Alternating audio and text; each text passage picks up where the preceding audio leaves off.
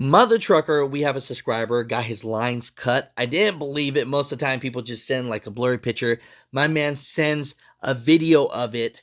So, Mother Truckers, have you ever had a situation like this happen to you? Comment that down below.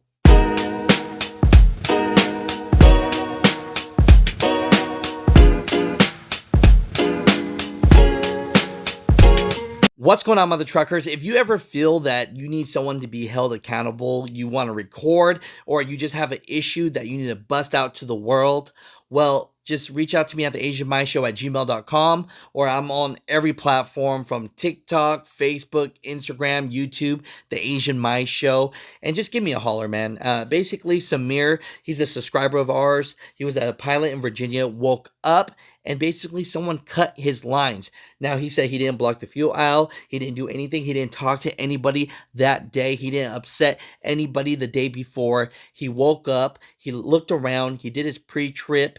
And I'm telling you, he was shocked when he saw this. He was pissed. What's going on, brother? Starting off my morning like this. Cutting lines off. Smashing people's seals off, man. This is ridiculous, man.